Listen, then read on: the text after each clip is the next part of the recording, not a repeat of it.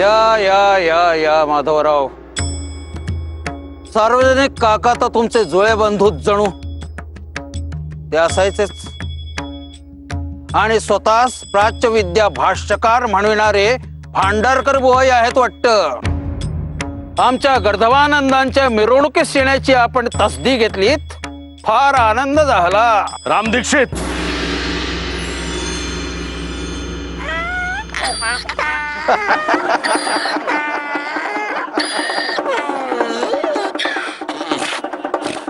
राम दीक्षित, आपले आणि आपल्या गाढवाचे स्वागतपर भाषण संपले असेल तर कृपया गाढवा सकट रस्त्यातून बाजूला व्हा, म्हणजे खऱ्या मिरवणुकीस वाव मिळेल. हो हो काका, आमच्या गर्धवानंदांच्या व्याख्यानाचा लाभ नाही घेणार. आपण त्यांचे पट्ट शिष्य राम दीक्षित गर्धभ स्वामी इथे असताना तेवढंच आम्हास पुरेसे आहे. गर्धब कोणास म्हणतो आपण? प्रत्यक्ष गर्धवास. म्हणजे कोणास? ज्योतिरावास? राम दीक्षित, ज्योतिरावांना पाहून आपले डोळे दिपलेले दिसतात. साहजिकच आहे. प्रत्यक्ष क्रांती ज्योती समोर असल्याने त्या तेजाने डोळे दिपायचेच. हो बरे, आपल्यास काही महत्वाचे आणि मुद्द्याचे बोलायचे असल्यास बोला, अन्यथा मार्ग मोकळा करा. तुमच्यासारख्या धर्मबुडव्यांशी कोण बोलणार? आमच्या धर्मास बट्टा लावून, स्त्रियांना शिक्षणाची फूस लावून भ्रष्टाचार माजवणाऱ्या तुमच्यासारख्या पाखंड्यांशी काय बोलायचे?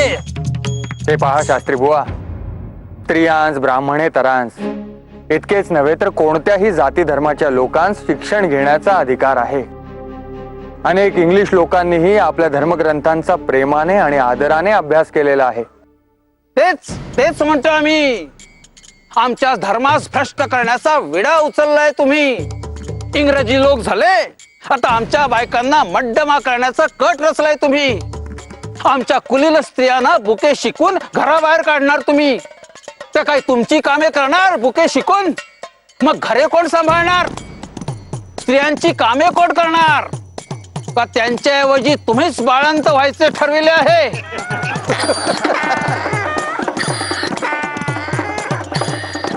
राम दीक्षित, कितीतरी ब्राह्मण विधवा तुम्हा सनातनांच्या लबाडीला बळी पडून पोटुशा राहतात आणि मग नरक यातना भोगतात. अशा पिडलेल्या विधवा माझ्या घरी चालवलेल्या बाल हत्या प्रतिबंधक गृहातून बाळंत होतात आणि मुलाला आमच्या अनाथगृहात ठेवून परत तुमच्या धर्माच्या कोंडवाड्यात परततात. दीक्षित, आधी बायकांना बरोबरीने, सन्मानपूर्वक आणि मित्रतेने वागवायला शिका आणि मग आमच्या तोंडी लागा. हो, त्या देवाची तरी भीती बाळगा. देवानेच मुळी स्त्रियांना दुबळे शरीर आणि नाजूक शील दिलेले आहे. ते बदलणारे तुम्ही काय धर्म मार्तंड आहात? स्त्रियांस शील असते आणि त्यांनी ते जपावे, मग पुरुषांस काय शीलच नसते? त्यांस कोणतीही गोष्ट करण्याची मोकळीक, हा कोणता न्याय? आपल्या धर्माने हे शिवशक्तीचे अतूट मंगल आणि समान नाते सांगितलेले आहे. वेदात अथवा कुठल्याही धर्मशास्त्रात असे लिहिलेले नाही की स्त्रीचा दर्जा पुरुषांपेक्षा कमी आहे. स्त्रियांना शास्त्रार्थाचा आणि विद्या प्राप्त करण्याचा अधिकार नाही असेही सांगितलेले नाही. तसे असेल तर दाखवा पुरावा, आम्ही मानू. ही तर सनातन्यांनी आपल्या सोयीसाठी केलेली मखलाशी आहे. मुळीच नाही. स्त्रीचे शरीर म्हणजे पापाचे भांडारच आहे.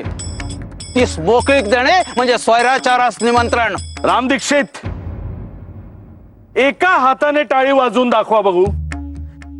स्वैराचार स्त्री काय एकटी करते? आणि मुळात मनुष्य देह म्हणजेच विटाळाचा गोळा आहे हे तुकारामांचे वचन ठाऊक आहे ना तुम्हास?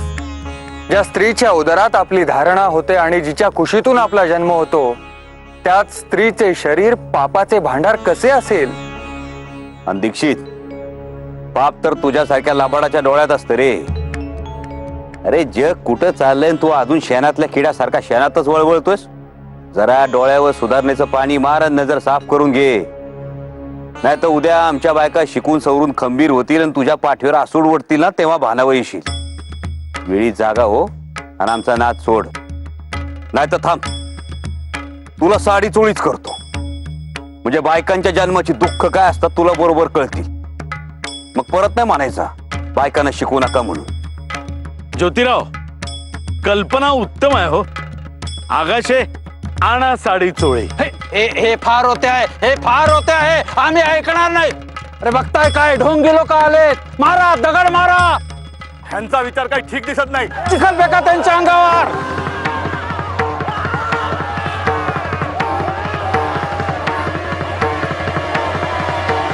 मारा रे, त्याच्या मारा.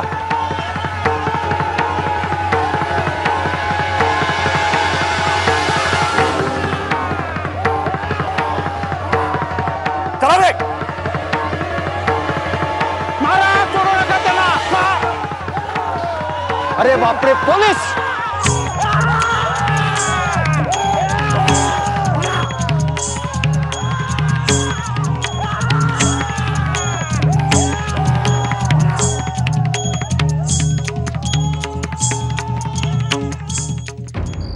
श्रीहरी श्रीहरी, माफ करा बाळभटजी, येण्यास थोडा उशीर झाला, परंतु आमचे स्नेही ते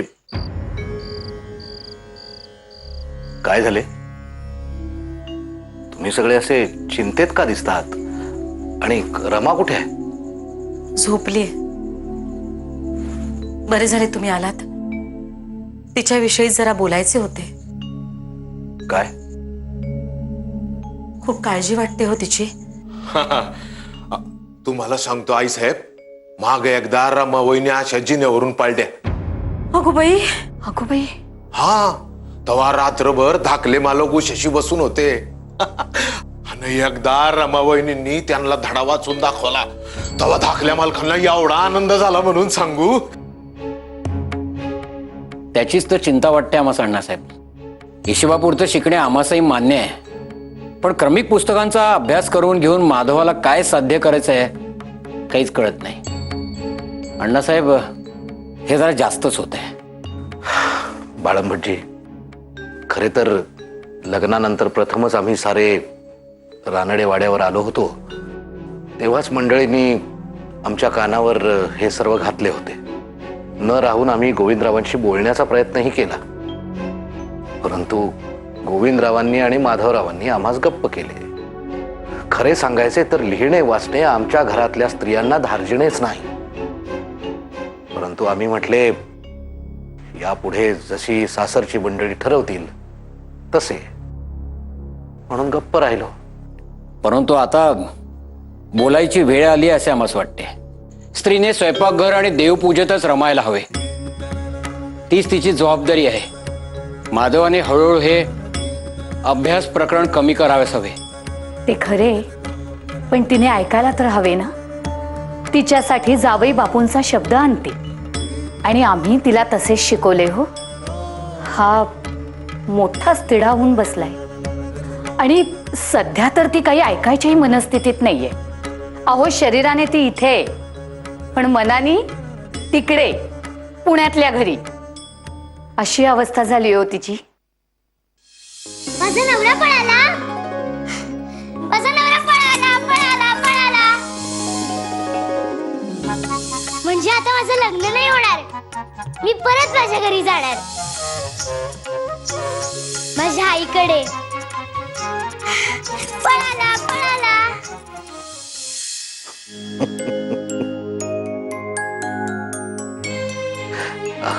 क्षमा करा, एक मौज आठवली म्हणून अचानक हसू आले. लग्नाच्या वेळेस माधवराव मुंबईस पळाले अशी आवई उठली होती, आठवते ना बाळभटजी? हो, तर चांगलेच आठवते. अहो, त्यावेळी नवरा पळाला, आता माझे लग्न होणार नाही, आता मी पुन्हा आईकडे जाणार असं म्हणत ही यमुना टाळ्या पिटीत नाचीत होती. आणि आता आता पहा, आईच्या घरी पाऊल टिकत नाहीये तिचे. केवढा हा बदल! अर्थात आम्हा करता अभिमानाचीच गोष्ट आहे ही. मी तुम्हाला सांगतो बाळंभटजी, या अभ्यासाच्या बाबतीत देखील ती बदलेल अशीच. हे सारे विसरेल. एकदा संसारात गुरफटली की हे सारे अभ्यास आणि हे सारे मागे पडेल. चिंता नको. ऐकलेत का? आता मूळ घरी उद्या गेल्यानंतर मंगळागौरीची जोरात तयारी करा. म्हणजे रमेल ती.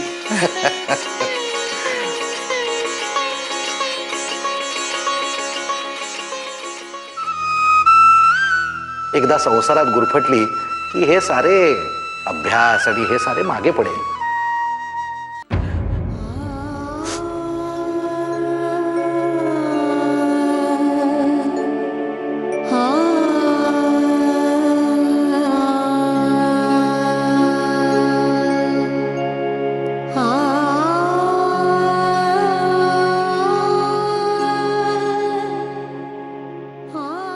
अगो आई,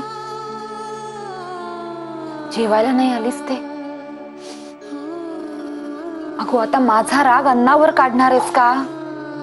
मी आहे ना तुझ्या समोर, मग माझ्याच सोर काढ.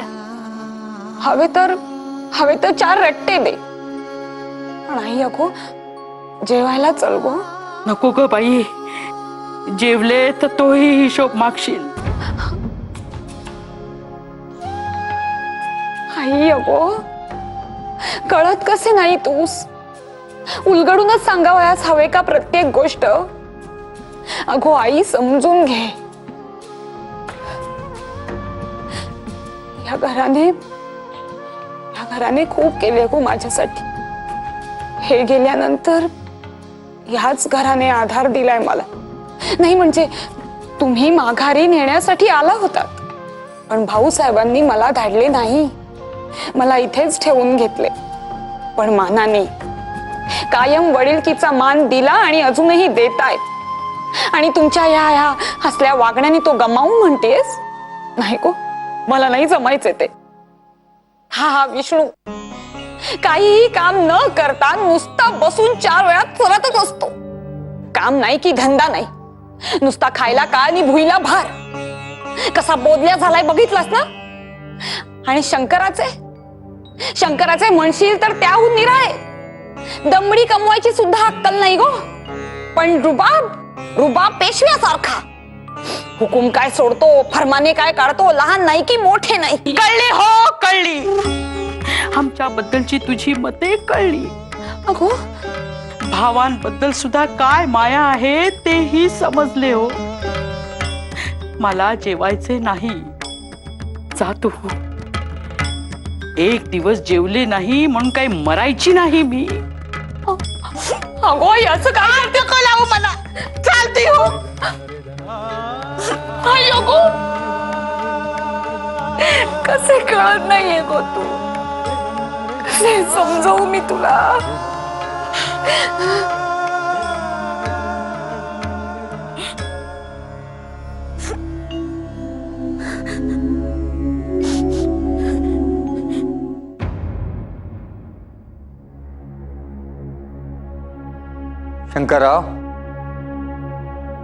शंकरराव, अहो येथे काय निजला आहात? वर आमच्या खोलीत जाऊन निजा. वा माधवराव वा, हा दुटप्पीपणा तुम्हाला शोभून दिसतो बरे. एकीकडे मोठे प्रेम दाखवत आम्हाला आपल्या खोलीत निजावयास सांगायचे, आणि दुसरीकडे आमच्याच भगिनीकडून आमची शोभा करून घ्यायची. वा, तल्लक बुद्धी म्हणतात ती हीच. चांगलंय. नाही शंकरराव, आपला काहीतरी गैरसमज होतो. नाही, उलट मी म्हणेन तुमच्या या दुटप्पी वागण्यामुळे बाहेर चांगला चिखलाचा आहेर मिळालाय तुम्हास. मोरूने सांगितला सगळा वृत्तांत. मोठे विद्वान म्हणून मिरवित होतास. खाशी चिरली आहे तुमची. काय म्हणालास? माधवाला उलट उत्तर करतोयस तू?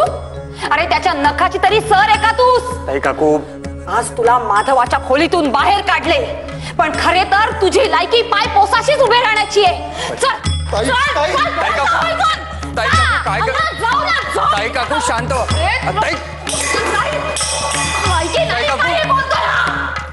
ताई काकू शांत हो.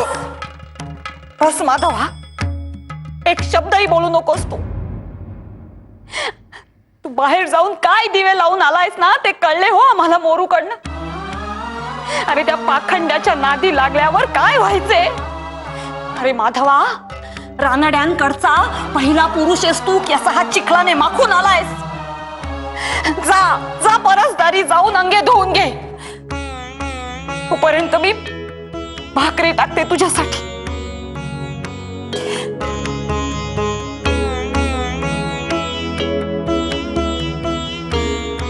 आज बाहेरही आहेर मिळाला आणि आता घरातही आहेर.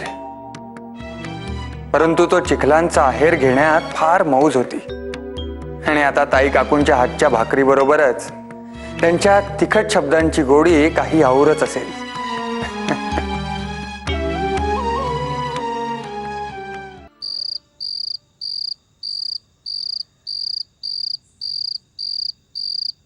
रमाबाई,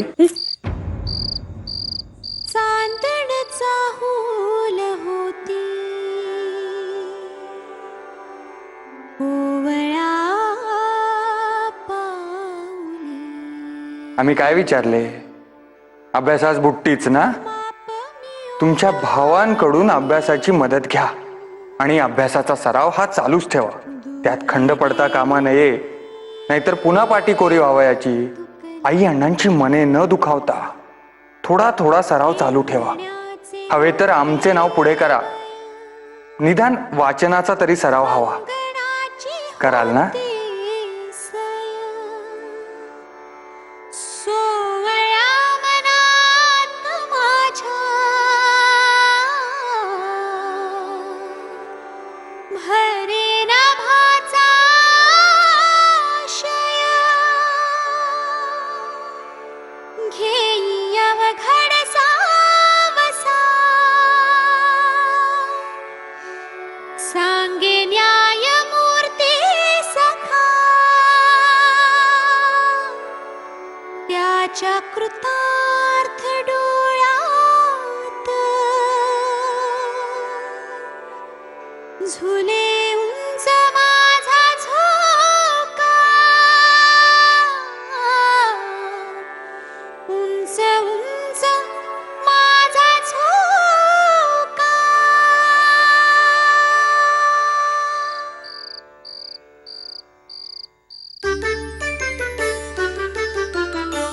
चांदण्याचा होल होती कोवळ्या पाऊली.